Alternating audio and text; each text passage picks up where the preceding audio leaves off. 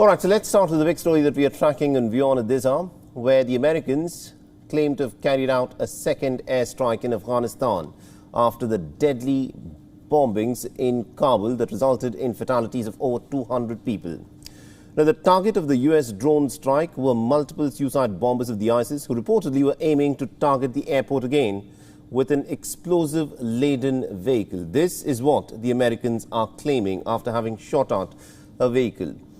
Now, according to senior U.S. officials, the U.S. military drone fired a Hellfire missile at a vehicle in a compound between two buildings. This after individuals were seen loading what the Americans say were explosives into a truck. Now, there was an initial explosion that was caused by the missile, and this was followed subsequently by a much larger fireball. There was already a substantial amount of explosives laden inside the vehicles. All of these are American accounts of what has happened. Now, the Americans further say that this could have been that the secondary explosion resulted in a significant damage to one of the buildings that was next to the vehicle. In the latest development, an Afghan official has said that 3 children have been killed because of this American airstrike. A Taliban spokesperson has confirmed the incident, saying that a car bomb destined for the airport had in fact been destroyed and that a possible secondary explosion had hit a nearby house.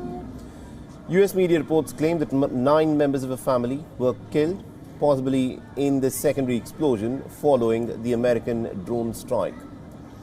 A statement from the US Central Command has said that the United States is aware of the reports of civilian casualties and is also assessing the results of the strike. This is what the Americans are willing to say at this point of time. Eyewitnesses have described what in fact happened at the spot when the drone strike hit the ISIS vehicle. The eyewitnesses heard and saw a large blast that shook the neighborhood. Witnesses to the drone strike have said that it targeted 2 cars that were parked in a residential building near the airport, killing and wounding several civilians. The distressed neighbors also gathered outside of the house when the attack took place. Videos emerging from the scene show smoke rising from near the north gate of the Kabul airport.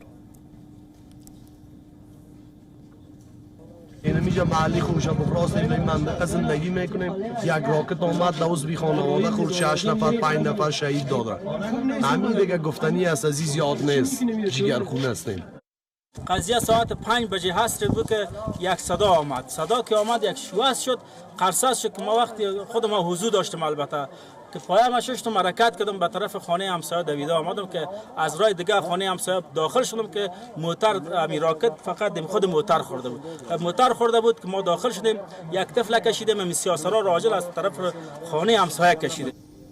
Now remember, this of course is the second deadly strike that's been carried out by the American forces in Afghanistan since the twin bombings that took place at the Kabul airport last Thursday.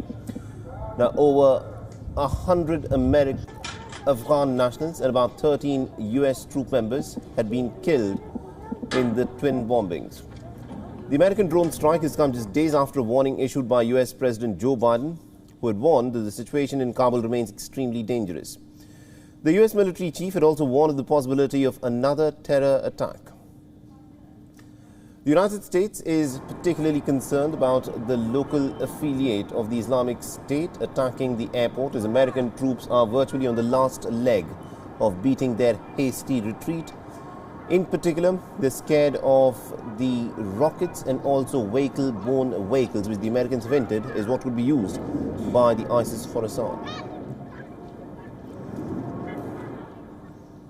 And we also earlier spoke with Peter Quinn, who's a former US Army major, and this, of course, is what he had to say.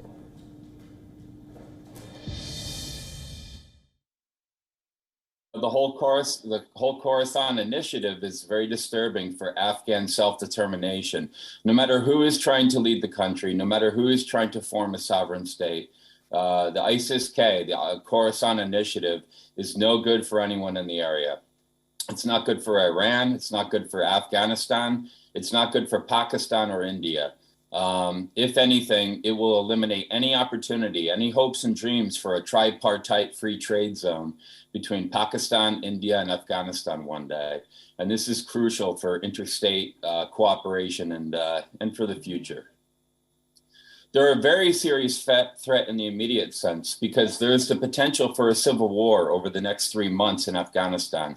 And if that civil war occurs, then there can be no legitimate state, regardless of who is running the country. And I think regardless if you're Taliban, Mujahideen, United States, or any other faction in Afghanistan, to have a civil war means there is no sovereign state. And this is something that nobody wants. We all want the opposite of that. WION is now available in your country. Download the app now and get all the news on the move.